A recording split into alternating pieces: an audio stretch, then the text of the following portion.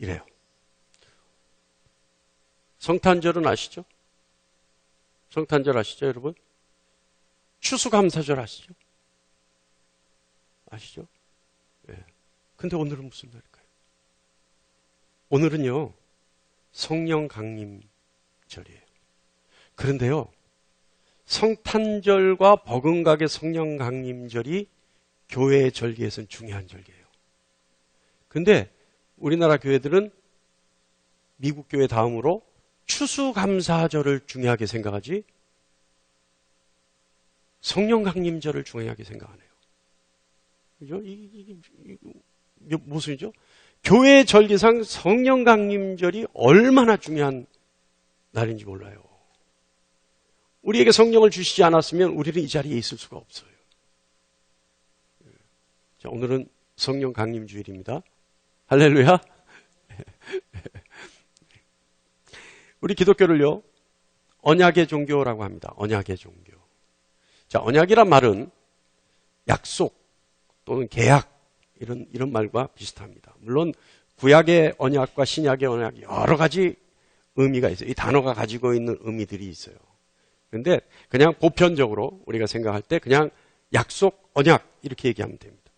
근데 언약, 이 약속, 계약 이런 그 일련의 일들이 약속이라든지 계약이라든지 언약이라든지 이런 것들이 이루어지기 위해서는, 성립되기 위해서는 반드시 여러 가지 조건들이 필요해요. 이 조건들이 필요해요. 무슨 조건이냐면 첫째는 계약하는 자와 당사자가 있어야 돼요. 그러니까 당사자가, 계약의 당사자, 언약의 당사자, 약속의 당사자가 둘 이상이어야 돼요. 상대가 있어야 된다. 혼자서는 못하는 거예요. 상대가 있어야 돼요. 그러니까 복수, 둘 이상의 복수여야지만 언약, 계약, 약속 이것이 성립됩니다. 그리고요, 언약, 약속, 이 계약 이것은요, 이행해야 할 반드시 책임과 의무 조항이 따라야 돼. 너는 이걸 해라, 나는 이거 할게. 이렇게 되는 거예요. 그러니까 너는 내가 돈을 줄게, 너는 물건을 줘. 이거 이렇게 되는 거죠. 그러니까 반드시 어떤 지켜야 될 책임, 의무 조항들이 필요해요. 그리고 그 책임과 의무 조항들, 지켜야 될 그런 조항들이 어기게 될 때, 그런 조항들을 어겼을 때 이것은 어긴 쪽에서 이행한 쪽에 배상을 해줘야 돼요. 페널티를 물어야 되는 거죠. 그래야 어기지 않죠. 그러니까 이런 조건들이 반드시 필요하다는 거예요. 그리고 그죠? 맞죠? 자, 이것을 우리 언약, 약속, 계약의 사전 지식으로 가지고 계시기 바랍니다. 성경에는요, 많은 언약들이 있어요. 성경에는 많은 언약들이 기록되어 있어요. 그런데 성경의 언약들을 보면 두 가지 종류가 있는데, 하나는 하나님이 인간과 하신 하나님과 사람의 언약이 있어요. 또 하나는 아브라함과 아비멜렉이 했던 언약처럼 서로 사이좋게, 서로 싸우지 말고 지내자, 서로 침략하지 말자, 이렇게 한 사람과 사람들의 언약이 있어요. 근데 신학자들은 특히 구약의 신학자들은 하나님의 언약을, 하나님과 인간의 언약을 절대 동등하게 보지 않죠. 그러니까 하나님의 일방적인 언약이라고 얘기합니다. 그러나 우리는 오늘 그런 신학적 의미를 보려고 하는 것이 아니라 오늘 하나님이 주신 말씀에서 우리가 은혜를 찾고 교훈을 찾으려고 하니까 그냥 조금 전에 얘기했던 하나님과 인간의 언약, 또 인간과 인간의 언약이 성경에는 그 두 가지 종류의 언약이 있다. 이렇게 기억하시면 됩니다. 오늘 성경 말씀에 언약을 사료로 해서 그것을 통해 우리에게 주시는 하나님의 교훈이 무엇인지 우리가 한번 알아보고자 합니다. 오늘 말씀으로 큰 지혜와 깨우침의 은혜가 있기를 간절히 축원합니다. 자, 오늘 본문 말씀은요, 홍수로 심판하신 하나님이 노아와 그의 가족들 그리고 그들 자손에게 하신 언약의 말씀입니다. 하나님은 노아와 그들의 가족들이, 그리고 하나님이 또 특별하게 성별하신 그 짐승들, 생물들이 있죠. 생물들을 제외한 모든 창조물을 물로서 진멸하셨습니다. 그죠? 노아의 홍수 아시죠? 여러분, 물로서 진멸하셨어요. 그리고 홍수로 심판하셨다는 얘기예요. 자, 물이 거치고 땅이 마르자 하나님의 말씀에 따라 방주에서 내려온 노아가 제일 먼저 한 일은 뭘까요? 하나님 앞에 번제를 드렸어요. 그러니까 땅이 말랐음에도 노아는 배에서 내려오지 않았어요. 하나님의 명령이 있을 때까지 내려오지 않다가 하나님이 명령하시니까 내려와서 내려오자마자 한 일이 하나님께 번제를 드렸어요. 자, 하나님의 그 번제를 받으신 하나님이 노아와 노아의 가족들을 모아놓고 그 앞에서 하나님이 다시는 인간을 물로 심판하지 않겠다라고 하는 약속을 언약으로 하십니다. 이거 오늘 본문 말씀이 그거예요. 자, 그런데 여러분 한번 생각해 보죠. 우리 한번 생각해 보죠. 세상에 이치라는 게 있어요. 운행 법칙이라는 게 있어요. 그죠? 세상은 지어진 대로 어떤 이치들이 있다 이 말이에요. 그런데 세상의 이치, 하나님이 창조하신 그 법칙에 의하면 하늘에 습기가 많고, 그죠? 태양이 뜨면 태양의 빛의 굴절에 의해서 무지개가 생기는 것은 당연합니다. 그렇지 않습니까? 그죠?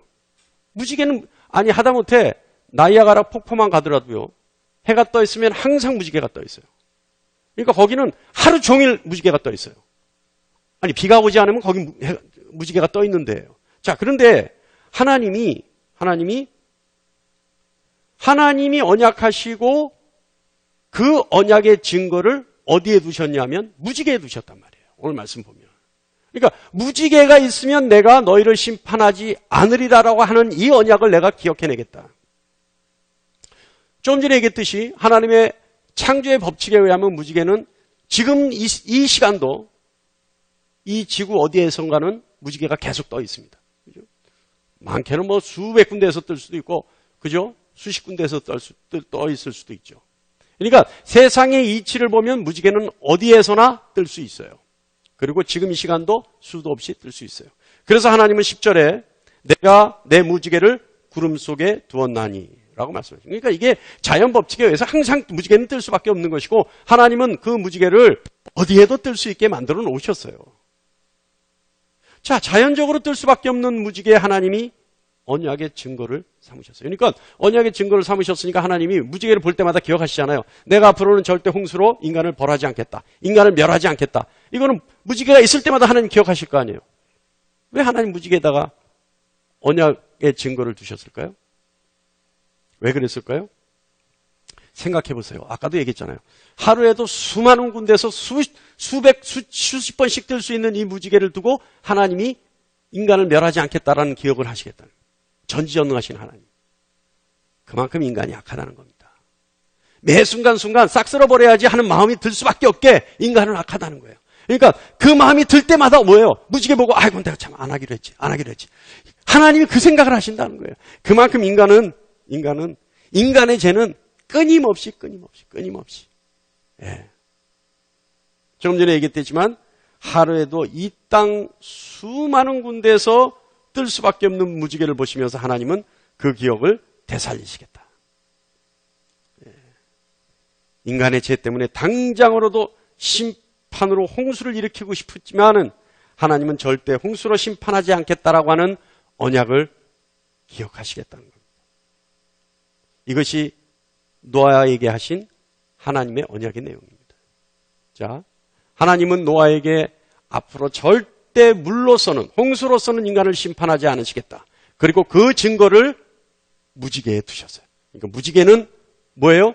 하나님이 절대 물로 심판하지 않겠다라고 하는 노아와 맺은 언약의 증거예요. 자, 또 하나의 대표적인 언약이 있습니다. 성경에는, 구약에는요. 그 언약이 뭐냐 하면 창세기 15장에 있는 아브라함과 하나님이 맺어주신 언약입니다. 창세기 15장 9절로 17절 말씀에 있는데요. 자, 하나님은요, 아브라함을 하란으로부터 동행하시면서, 하란에서부터 하나님이 동행하시면서 가나안 땅으로 인도하셨어요. 그리고 창세기 15장에 의하면 하나님은 아브라함과 언약을 맺어주셨어요. 언약의 내용은 이렇습니다. 하나님이, 잘 들어보세요. 돌발 퀴즈가 나갈 수 있어요. 하나님이 방패가 되어주시겠다. 다시 말하면 하나님이 보호하시겠다. 그리고 하나님이 아브라함에게 허락하신 모든 것을 이루어 주시겠다. 어디서 들어보지 않았습니까? 하나님이 아브라함의 자손들을 하늘의 뭇별과 같이 많게 해주시겠다. 자, 이거 어디서 들어보지 않았나요? 할렐루야. 망각의 은사가 충만하시군요. 지난주에 했었습니다. 지난주에. 할렐루야. 이게 무슨 증거예요? 하나님이 보호하시겠다. 하나님이 이끄시겠다. 하나님이 다 이루어 주시겠다. 이게 무슨 증거예요? 하나님이 야곱과 약속을 하셨는데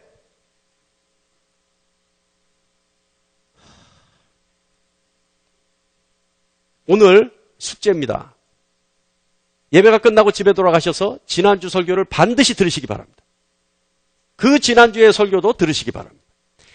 하나님이 야곱과 동행하실 때 동행의 조건으로 하나님은 너를 보호하시고 너를 이끄시고 너에게 허락한 것을 다 이루어 주시겠다. 그랬을 때 야곱은 어떻게 한다고요? 하나님과 동행하기 위해서 어떻게 한다고요? 마음을 다하고 뜻을 다하고 나도 헷갈려. 항상 기뻐하라, 쉬지 말고 기도하라, 범사에 감사하라. 이 하나님과의 사랑을 한다 이 말은 아니에요. 그거 했잖아요. 자, 어쨌든 아브라함에게 하나님이 언약을 하셨는데 언약의 내용이 방패가 되주시겠다. 보호하시겠다. 그 다음에 하나님이 모든 것을 이루어 주시겠다. 그리고 아브라함의 자손들을 하늘의 무별과 같이 많게 하시겠다. 그리고 아브라함을 믿음의 조상으로 삼겠다. 이 언약을 하신 거예요. 그런데 언약을 하시면서 하나님이 어떻게 하셨냐면 아브라함에게 모든 명령을 내리셨어요. 언약을 하시기 전에 그러니까 계약서를 작성해라. 이런 뜻의 명령을 내리셨어요. 어떻게 하셨냐면 모든 짐승, 하나님이 명령한 짐승들이에요. 암소와 암양과 수염소와 이런 집비둘기, 산비둘기를 갖다가 정중앙을 쪼개서 펼쳐놔라. 이렇게 하셨어요. 펼쳐놔라. 그러니까 짐승들을 잡아서 딱 중간을 잘라가지고 딱 펼쳐놨어요. 이렇게 벌려놨어요. 다. 차례대로. 그렇게 해라. 이렇게. 그런데 창세기 15장 10절에 그렇게 기록되어 있습니다. 그리고 나서 하나님이 이 언약을 하시는 거예요. 자, 근데 이 짐승을 잡아서 쪼개놓으라 라고 하셨던 하나님의 의도는 뭐냐? 이 쪼개진 짐승의 의미는 뭐냐? 이것은요, 하나님과 언약을 했는데 계약을 한 두 당사자 중에 한쪽이라도 어기면 이와 같이 죽음을 맞이한다라는 뜻이에요. 그러니까 하나님과 언약을 맺었는데 짐승이 정중앙으로 해서 딱 쪼개져 있잖아요. 펼쳐져 있잖아요. 그러면 너와 나 사이에 이 언약을 했는데 이 언약을 어긴 쪽에서는 이와 같이 죽음을 맞이한다라는 거예요. 그래도 좋겠느냐라고 하는 뜻이에요. 자, 그렇게 펼쳐놨어요. 펼쳐놓고 하나님이 아까 조금 전에 얘기했듯이 너를 보호해주겠다. 너의 방패가 되겠다. 너의 모든 것을 다 이루어주겠다. 너의 자손들이 하늘의 무별과 같이 많게 하겠다. 또 내가 너를 믿음의 조상으로 삼겠다. 이 약속을 하시고 언약을 하셨는데 아브라함이 그만 두려운 나머지 잠이 들어버렸어요. 근데 여러분 이해가 안 가죠? 두려운 나머지 잠이 들었다는 건 무슨 뜻이에요? 기절해버렸다는 얘기예요. 이게 무서워가지고. 기절해버렸어요. 자, 그런데 언약의 당사자인 아브라함이 잠이 들었음에도 불구하고 또 한쪽 당사자인 하나님 그 언약의 증거에 참여하셨습니다. 어떻게 하셨냐면 영이시기에 형체가 없으신 하나님이 타는 횃불의 모양으로 쪼개진 짐승 사이로 지나가시면서 아브라함과 맺은 언약을 증거 삼으셨어요. 아시겠어요, 여러분? 쪼개진 짐승 사이로 하나님이 횃불의 형태로 나타나셔서 그 쪼개진 짐승 사이를 지나가 버리셨다는 거예요. 그럼 이건 뭐예요? 이와 같이 죽음을 맞이해도 좋다라고 하는 계약서에 도장 찍은 거란 말이에요, 이게.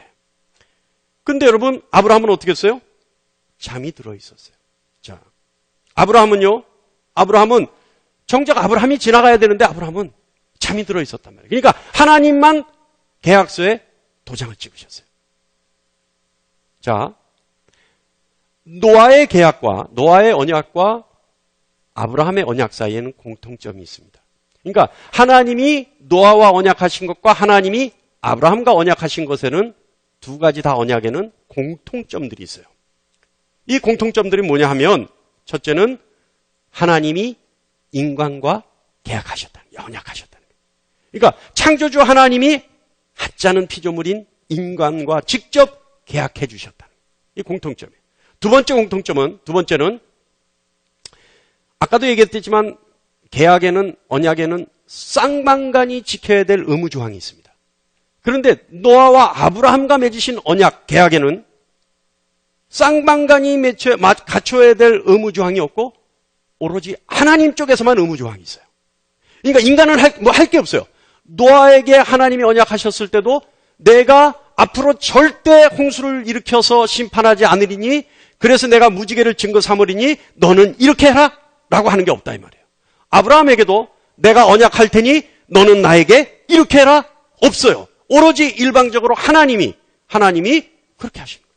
내가 이렇게 해줄게, 내가 저렇게 해줄게. 이해하시죠? 자, 세 번째는 두 번째와 마찬가지로 언약의 체결의 계약서에 하나님만 도장을 찍으셔요. 하나님만. 그러니까 노아가 도장을 찍은 것도 없고 아브라함이 도장 찍은 거 없어요. 오로지 하나님이 도장 찍으셨어요. 하나님이 무지개를 지정하시고 그곳에 증거를 두셨고 쪼갠 짐승자 사이로 하나님만 지나가시고 그곳에 증거를 두셨어요. 정작 그 증거를 둘 땐 도장을 찍어야 될 그 계약서에 날인해야 될 그때 아브라함 뭐 하고 있었어요?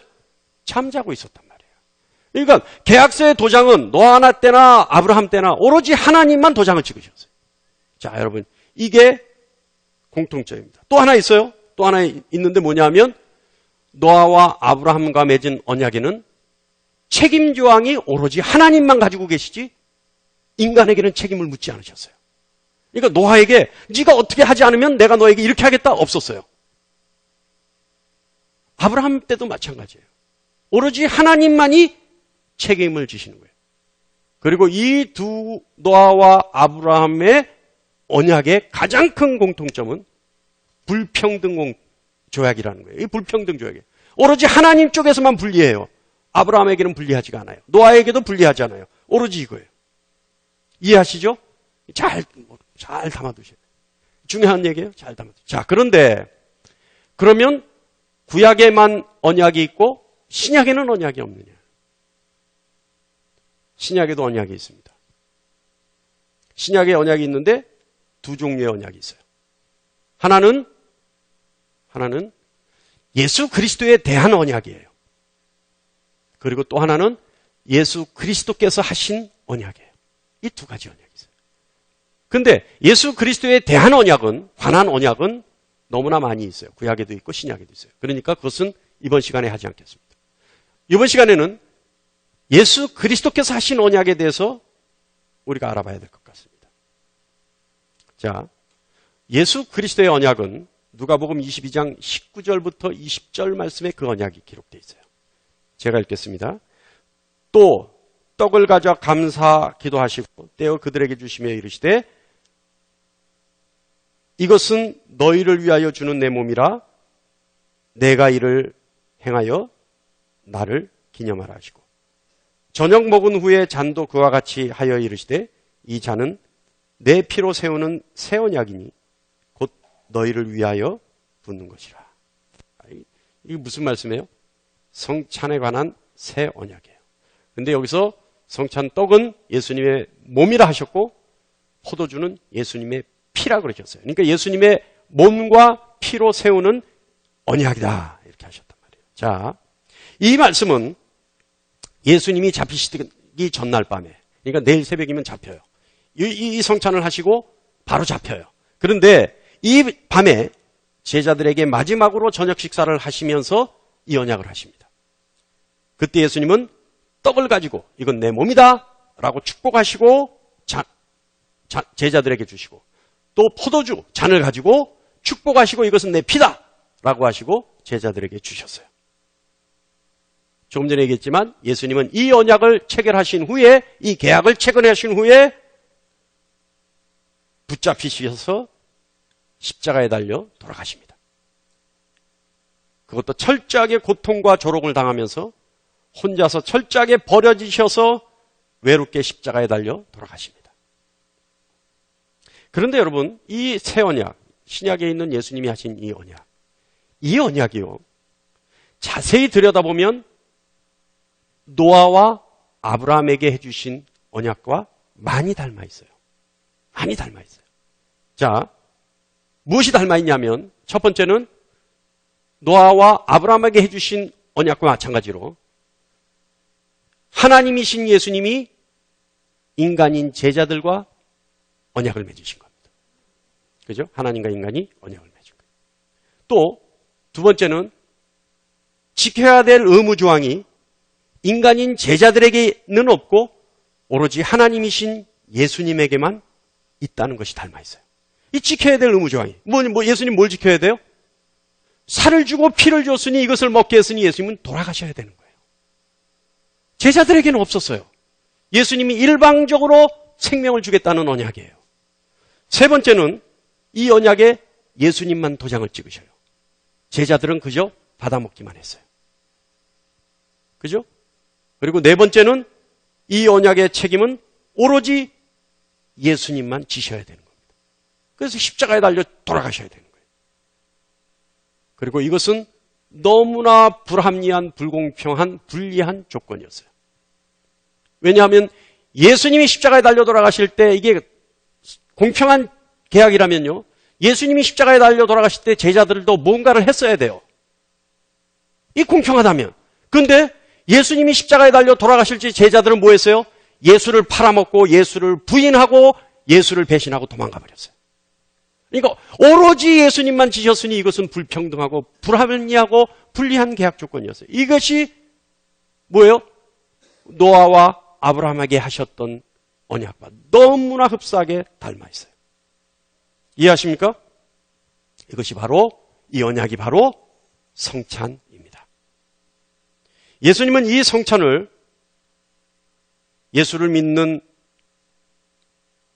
사람들에게 반드시 지키라고 기념하라고 명령하셨어요. 이 성찬을. 그래서 성찬에 참여하는 사람들은 제자와 같은 축복을 주시겠다 언약하셨어요.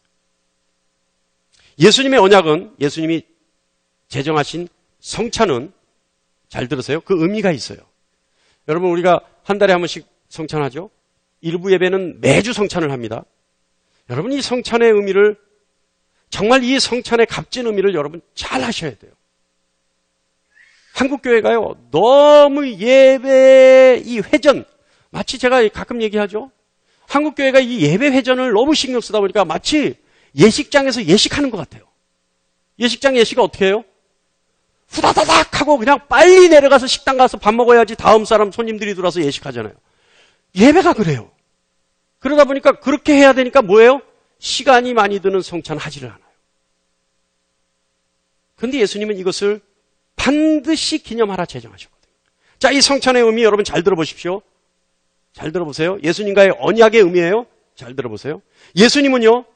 성찬에 참여하는 모든 예수를 믿는 사람들에게 예수님이 십자가에 달려 죽으신 그 죽음이 성찬에 참여한 사람의 죽음이라고 인정해 주시겠다는 거예요. 이해하십니까? 왜 죽어야 돼요? 왜 죽어야 돼요? 예수를 믿는 사람들은 왜 허구한 날 죽는 얘기만 해요? 왜 죽어야 돼요? 죄의 싹은 사망이기 때문에 그래요. 죄의 결과는 죽을 수밖에 없는 거예요. 그런데 사람이 죽어야 되는데 내가 내 죄 때문에 죽어야 되는데 예수님을 믿고 성찬에 참여하는 사람은 예수님이 나를 대신해 죽었다라고 하는 사실을 인정해 주겠다는 거예요. 또 이 죽음은 죄를 대속하기 위해 죽은 죽음이라는 것을 인정하겠다는 겁니다. 또 이 성찬에 참여하는 사람은 예수 그리스도와 하나가 되는 축복을 주시겠다는 거예요. 이게 뭐예요? 신학적 용어로 신비의 연합이라고 하는 겁니다. 성찬에 참여하는 사람이 예수 그리스도께서 제정하신 그 기념하신 그 언약을 믿고 먹고 마실 때 예수 그리스도가 내 안에 예수 그리스도가 있는 놀라운 축복으로 들어갈 수 있다는 거예요. 그리고 성찬에 참여하는 사람은 예수 그리스도의 사랑의 대상임을 확인시켜 주신다는 거예요. 나는 널 사랑해. 아, 예수님이 날 사랑하시는구나. 이 사실을 확정지어 주신다는 거예요. 또 성찬에 참여하는 사람은 내가 구원을 받았구나 라고 하는 사실 또한 확인시켜 주신다는 거예요. 이 성찬에 이런 의미들이 있는 거예요.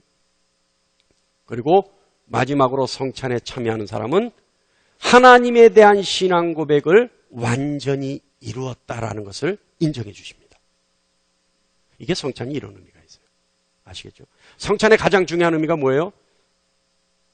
내가 죄 때문에 죽어야 됨에도 불구하고 예수 그리스도께서 나를 대신해서 죽어주셨다는 사실이 인정되는 거예요. 예수 그리스도께서 나를 대신해 죽으실 때 내 죄가 소멸됐다라고 하는, 의롭게 됐다라고 하는 사실도 인정되는 거예요. 예수님이 나를 사랑하신다라고 하는 사실도 확인되는 거예요. 성찬에 참여하면 내가 완전히 하나님 앞에 신앙 고백을 했구나라는 사실도 인정됩니다. 그리고 이제는 예수 그리스도와 하나가 됐다라고 하는 사실이 인정됨과 동시에 뭐예요? 내가 구원을 받았구나 라고 하는 확신을 갖는 거예요. 그래서 성찬에 참여할 때 이것에 먹기에 합당하지 않은 자는 참여하면 안 돼요. 자, 성찬에 참여하기 전에 합당하지 않은 자는 먹지 말라, 하지 말라라고 하는 의미가 뭡니까? 어떤 사람은 못해요? 성찬에? 세례받지 못한 사람 못하죠. 사실은 신학적으로 맞습니다만은 성찬에 참여하지 못하는 사람은요, 세례받지 못한 사람이라기보다는 조금 전에 열거됐던 성찬의 의미를 모르는 사람들이 성찬에 참여하지 못하는 거예요. 그리고 자기 죄를 고백하지 못한 사람들이 참여하지 못하는 거예요. 그래서 그런 사람들이, 합당하지 못한 사람들이 성찬에 참여하면 성경에 어떻게 기록되어 있어요? 그 죄를 자기가 먹고 마시는 것 꼴이 되는 거예요. 아시겠습니까? 그러니까 성찬에 참여할 때는 이와 같은 의미를 반드시 기억하고 성찬에 참여해야 돼요. 그리고 회개하는 마음으로 성찬에 참여해야 되는 겁니다. 자, 이것이 예수님이 세우신 새 언약입니다. 그런데 조금 전에 우리가 했듯이 노아와 언약하시고도 증거를 두셨고, 무지개에 두셨어요. 아브라함과 언약을 하시고도 증거를 두셨어요. 쪼갠 짐승의 증거를 두셨어요. 자, 그렇다면 예수님이 하나님이시라면 예수님이 하신 이 언약에도 뭔가 증거가 있어야 될 거 아닙니까? 성찬에 참여하고 예수님이 성찬을 기념하라 하셨으니까, 이것이 새 언약이라 하셨으니까 너희는 이 떡을 내 몸이라고 생각하고 먹고 이 포도주를 내 피라고 생각하고 먹어라. 이것이 새 언약이다 라고 하셨으니 거기에 뭔 증거가 있어야 될 거 아니에요. 그 증거가 바로 에베소서 1장 13절로 14절 말씀이 그 증거입니다. 제가 읽겠습니다. 그 안에서 너희도 진리의 말씀, 곧 너희의 구원의 복음을 듣고 그 안에서 또한 믿고 약속의 성령으로 인치심을 받았으니 이는 우리 기업의 보증이 되사 그 얻으신 것을 속량하시고 그의 영광을 찬송하게 하려 하심이라. 이거예요. 하나님이신 예수님은 인간인 제자들에게 언약하시면서 그 증거로 성령으로 인치셔 주신 거예요. 할렐루야. 로마서 8장 16절에 성령이 친히 우리의 영과 더불어 우리가 하나님의 자녀인 것을 증언하시나니. 사랑하는 성도 여러분, 인간의 죄로 오염된 세상을 홍수로 심판하신 하나님은 노아의 언약에서 그 언약의 증거를 하나님이 만드신 피조물인 무지개에 두셨습니다. 또한 아브라함에게는 아브라함으로 하여금 그 증거의 대상을 만들게 하시고 짐승을 쪼개게 하시고 그리고 그곳에 증거를 두셨습니다. 그런데 급기야 죽어가는 인간을 두고 보실 수 없었던 하나님은 예수님으로 오셔서 이제 그 증거를 제자들에게 성령으로 인치셔 주신 겁니다. 그러니 이제 증거가 어디 있어요? 무지개에 있는 것도 아니고 쪼개진 짐승에 있는 것도 아니고 제자들 스스로에게 증거가 생기기 시작한 거예요. 더 놀라운 사실은 예수님이 오셔서 주시는 그 성령의 인치심의 증거는 제자들뿐만 아니라 예수를 믿는 각 사람 한 사람에게 일일이 다 증거를 주신다는 거예요. 노아에게만 주셨던 증거가, 아브라함에게만 주셨던 증거가 예수님이 오시고 난 후에는 예수를 믿는 모든 사람에게 성령으로 인치심으로 그 증거를 주신다는 겁니다. 할렐루야! 하나님이신 예수님, 그 예수 그리스도의 언약은 무지개도 아닙니다. 그 언약의 증거는 무지개에 있지도 않아요. 그 언약의 증거는 쪼개진 짐승 사이에 있지도 않습니다. 예수님이 우리에게 맺어주신 그 언약의 증거는 우리 한 사람 한 사람에게 성령으로 인치심으로 증거되어 있다는 사실을 믿는 여러분 되시기를 바랍니다. 할렐루야! 그러니까 여러분 성령 받아야 되는 거예요. 성령 받아야 언약의 증거가 나에게 있는 거예요. 그래서 성령이 중요한 거예요. 성령 하나님을 그래서 우리가 사모해야 되는 거예요. 성령 없이 그냥 예배당만 종치듯이 왔다 갔다 하면 뭐예요? 무늬만 기독교인이 되는 거예요. 성령으로 증거받지 못하면, 성령으로 인치심을 받지 못하면, 성령의 보증 없이는 절대 언약의 증거 없이는 그 계약의 당사자가 될 수 없습니다. 계약의 당사자가 성령의 인치심으로 증거로 나타나는 여러분 되시기를 간절히 축원합니다. 또한 여기 있는 여러분은 언약의 당사자로서, 계약의 당사자로서 하나님이신 예수 그리스도에 의해 증거가 있는 자신이라는 사실을 믿으시는 여러분 되시기를 간절히 축원합니다. 여러분, 오늘 이 시간 성령 강림 주일, 성령이 강림하신 일은 아버지 하나님과 아들 하나님이 성령을 우리에게 보내신 그 일은 언약의 증거를 두시기 위해서 오신 겁니다. 그래서 성령 강림 주일이 중요한 거예요. 그래서 예수 그리스도께서 오신 것 다음으로 성령님이 오신 이날이 중요한 거예요. 그것을 깨닫고 그것을 사모하며, 그래서 그 증거를 목표로 또는 증거 받은 것을 확인하는 삶을 사는 여러분 되시기를 축원합니다. 성령의 증거는 어디 있어요? 여러분의 삶의 열매에 있어요. 성령의 증거는 여러분의 삶의 열매로 나타나요. 사랑과 희락과 화평과 오래 참음과 자비와 양성과 온유와 충성과 절제, 이 열매로 여러분의 삶에 증거됩니다. 그것을 깨달아 마음껏 누릴 수 있는, 그래서 하나님께 온전한 성령의 열매로 바칠 수 있는 여러분 삶이 향기로운 산제사 될 수 있는 신령한 삶이 되기를